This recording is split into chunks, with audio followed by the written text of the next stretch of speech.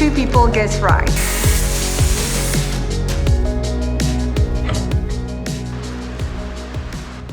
This video is brought to you by Squarespace. Hey, welcome back. So we have finally received the materials for the internal fit out of the box. We are so stoked. It took a while, but it's finally there. So we have a few things to show you before that, but stay tuned. It's all coming up in this episode. All right, so as you can see since the last episode, the tire is mounted. Okay, with a lot of toing and froing, finally mounted this guy the way that will work well and be safe. Only took a bunch of ratchet straps, a bunch of fighting with Ange. It's the second time we've put it up in the last few days. So I wanted to suspend the majority of the weight from the center pivot point of the tray, because I figured another 200 kilos is not really a huge amount for such a hefty tray. The chassis is very much, the weight of it is biased towards the driver's side, so the other side, due to the fuel tank, the transmission and the engine, they're all biased that way. So we want to get 200 kilos, this fat bad boy here, that way on the chassis on the passenger side. We don't want it hanging off the tray. Also, the tray moves by approximately 15 centimeters at the extreme here and on the other side when it starts to articulate back and forward. That's the beauty of that tray design. Now this beam, as I may have said before, is much lower than the original tray was, and that is what's giving me the big issue. So all I've really now done is, these are the original bolts that fastened the wheel to the spare tire carrier, I guess. We went to Mandurah Bolts, a specialist bolt shop, and bought these much longer ones. So I'm going to thread those through, which we've managed to just squeeze in with a bit of leverage in that ratchet strap like I said, and we're putting a couple of large bolt washers that I've drilled out underneath, so that sits through. There'll be no gap, it'll be super safe. And we'll also add another big security chain that I can padlock so that this is not able to be stolen by anyone as well. And yeah, it's going to be a mission when we ever have to take this off, but it would be a mission if we had it on the roof or on the back anyway, and would need a crane and stuff. So yeah, not the end of the world, but really happy we've found a solution that hasn't required a ton of modification. It sticks out a little bit proud from the side of the truck, but nothing too major at all. And all it really requires when we say we take it down then bring it back up, it still requires the winch cradle and just a ratchet strap to help pull it in there. But yeah, everything's pretty good there. So we've also mounted the front mud guards. So we had wrapped coated those when we did the rear ones, and I've now attached those to the Thermalite flooring because there's no steel there to attach it to. So that's all done. So Ange and I have also been doing a ton of research and thinking about what to do for our step system. We know that just having a step ladder here isn't good long term, and also we had bought a retractable ladder that would go on a rooftop tent, but I don't think that's very practical either, because the rungs on the ladder are really thin. I think it's going to be kind of dangerous. One day one of us might slip and break an ankle or something. So I'm kind of devising something at the moment which will pull out from the chassis rails on a slider so that it comes all the way out here, about that far from the truck, and then we can attach some scissor steps, almost like an accordion style system from the side that'll pull down all the way out here, and then we can walk up from the sides, hold on to the side of the box if we want to for stability, and that'll give us enough room to be able to open the door, swing it out and step into the camper. So I'm excited about that. We're waiting on a couple of bits and pieces that we've ordered for it, but I've kind of started the manufacturing of that, I guess, and hoping that that idea is going to work really well. Because the door is over the top of the tire, it doesn't leave much room for a big slide out platform. If our door had been further that way, that might be what I would have done. Also thought about different ways where it could swing out from another spot, but that's going to end up taking room from a toolbox that we want here and stuff like that. So yeah, hopefully my idea works. It's not perfect, but yeah, I reckon it'll do the job a lot better than some of the other options we've been thinking about.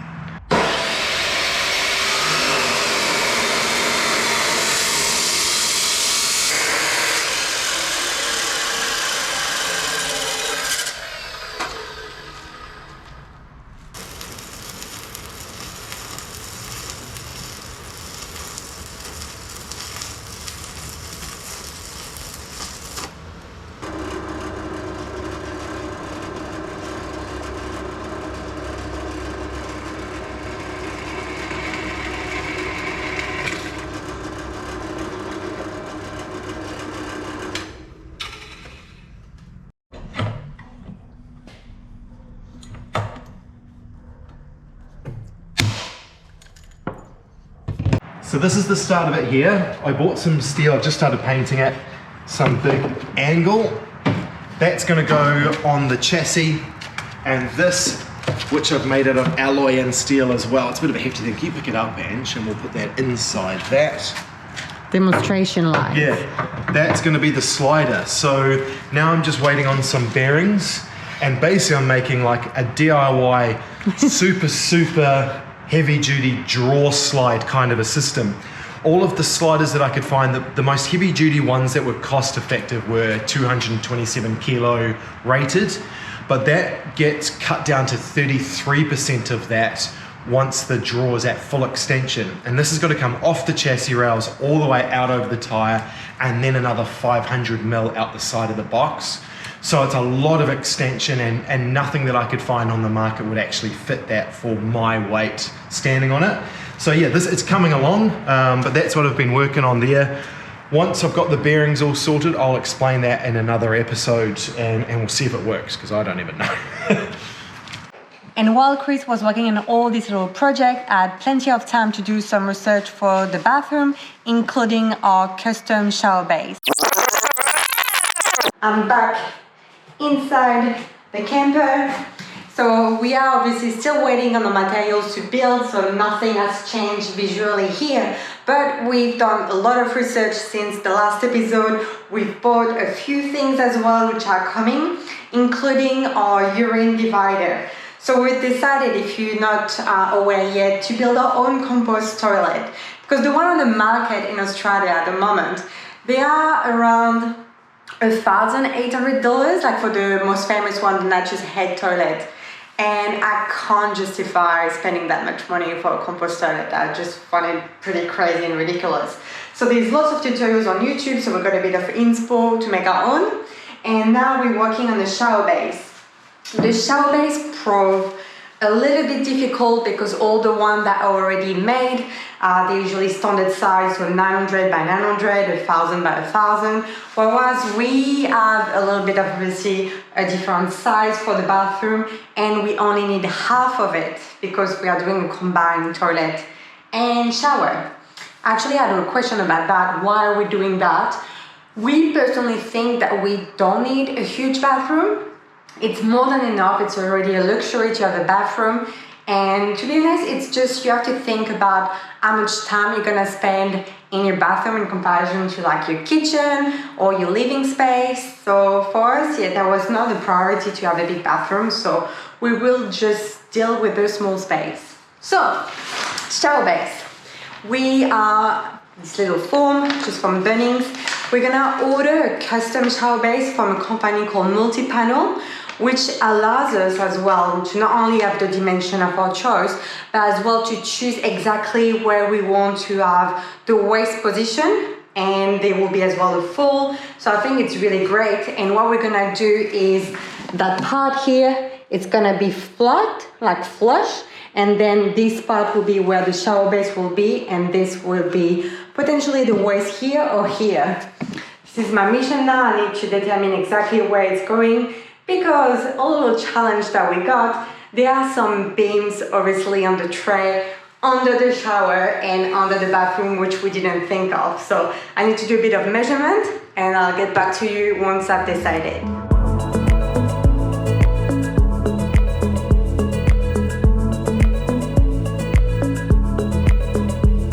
All right, welcome under the tray of the mug. So now you can imagine what I'm talking about.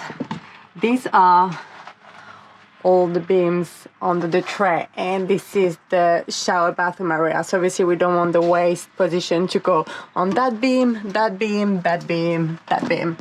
So I've located my ideal area for the waist, which will be here. I just need to double check on the website what's the diameter of the waist area. Can we choose, or is there like any recommended size? And the second thing that we need to check is to check with Chris. We've ordered a second diesel tank, which is coming very soon as well. And this is where we're gonna mount the tank. And it comes with brackets and all that jazz. I just need to ask Chris where exactly he's thinking of mounting these brackets in this area, so obviously it does not interfere with the waste of the shower.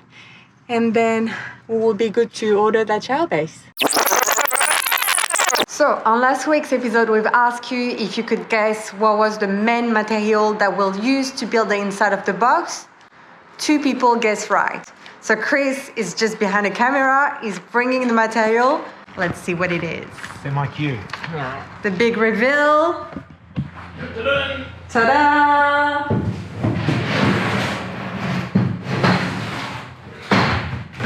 Okay, so this is the stuff right here. Hopefully you can see it. So it is called aluminium T-slot, or sometimes referred to as 80-20, sometimes referred to as 30-30 or 40-40, and or aluminium profile sometimes. So what it is extruded aluminium. There's one end with a slot along each side, equal width and measurements, etc. Now in the States it's often referred to as 80-20, but that's a brand name over there. Over here there's a bunch of different brands that bring it in. I think this stuff comes from Italy. So it is more expensive than wood, but it is much stronger than wood, and it is always perfectly straight. So I'm going to build the entire inside of the box a little bit like a skeleton. One of the main reasons I wanted to use this is because the way I'm going to build it, it's going to bolster the interior support of the monocoque hull structure that we've got. So it's going to make everything stronger. It's also going to make sure everything is square. It's going to mean that we can attach anything along here. We can connect the pieces together, kind of like a giant Meccano set for adults, I guess.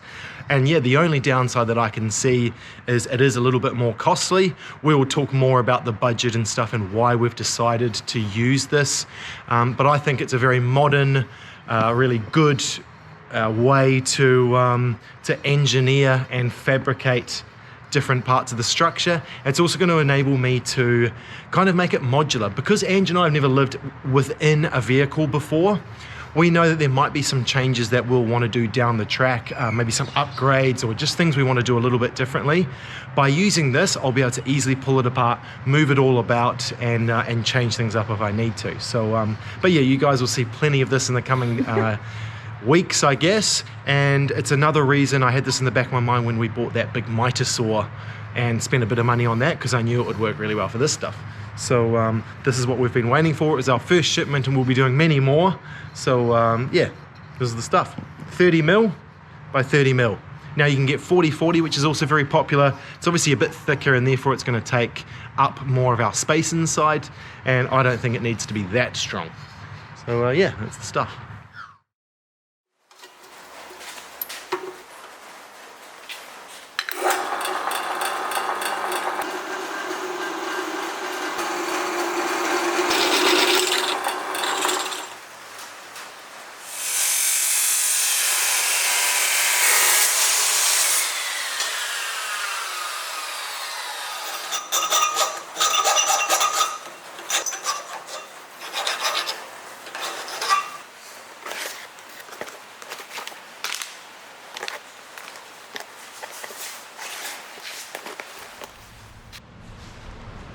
As you can see, another beautiful day in Perth.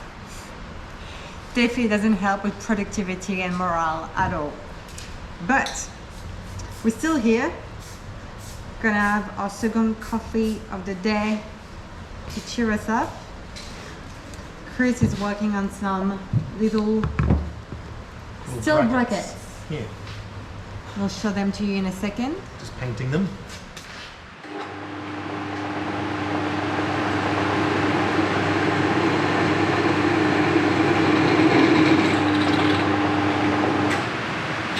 Got a bit of a production line going on. So I am making a poor man's version of the aluminium brackets, or the brackets for the aluminium rather. So this is just galvanized steel that I'm going to paint. Yeah, I'm just drilling holes every 1.5 centimeters apart, and then I'm going to chop them into 30 by 30, so it'll look like this. Once it's done, and that'll do the job nicely. Galvanized steel, painting it to make sure it's all sealed, and that'll fit nicely onto our T-slot. And that saves them to buy these guys. So they are, no lie, $5 each.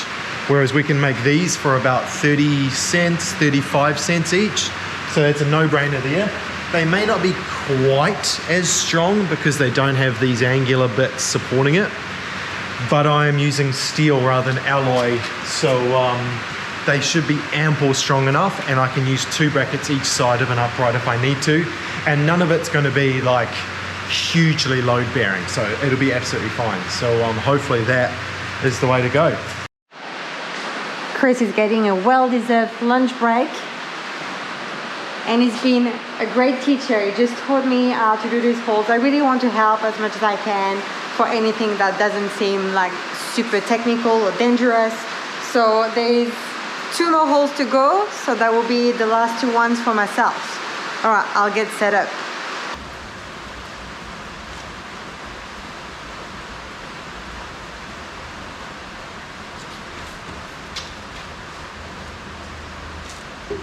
You left me the hardest one. Yeah, the far end. And I was later.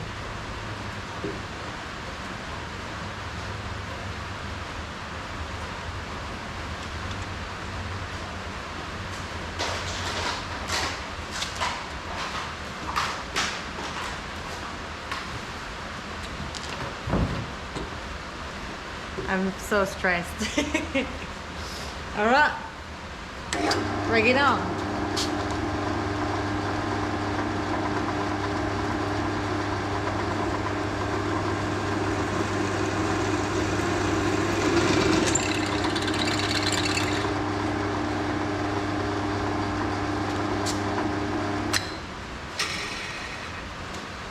Beautiful.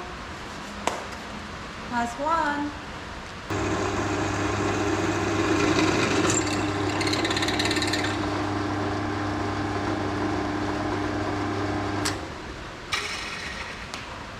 I did it.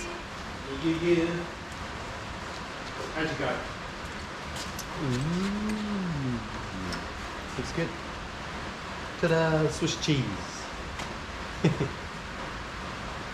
job. All right, now you're gonna have fun cutting them. Oh yeah. So that will be my job now. I do the holes, you cut the bracket. Teamwork. So another big milestone. This is the 100th video of the outfit. Yo!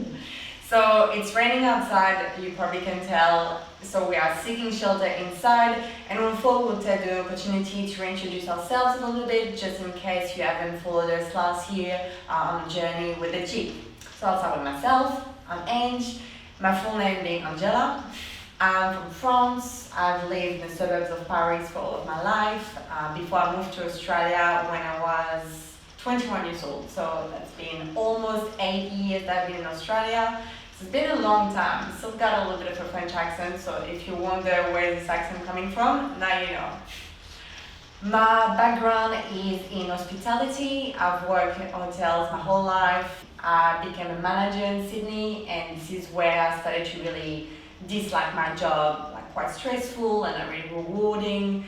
And we were doing camping on the weekend with Chris when we met in Sydney, and I just really enjoyed how peaceful it was in the bush and the outdoors, and it was just making me feel so much better and so much calmer than when I was like in a busy city lifestyle environment. It's definitely not for me. So I knew at that time that I really want to do that more often or longer.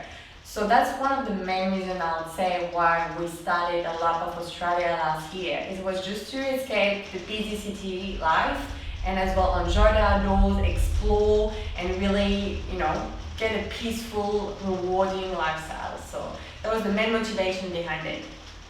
And then last year, so we had to focus a little bit on like a little project. We couldn't just not work and do nothing on the road.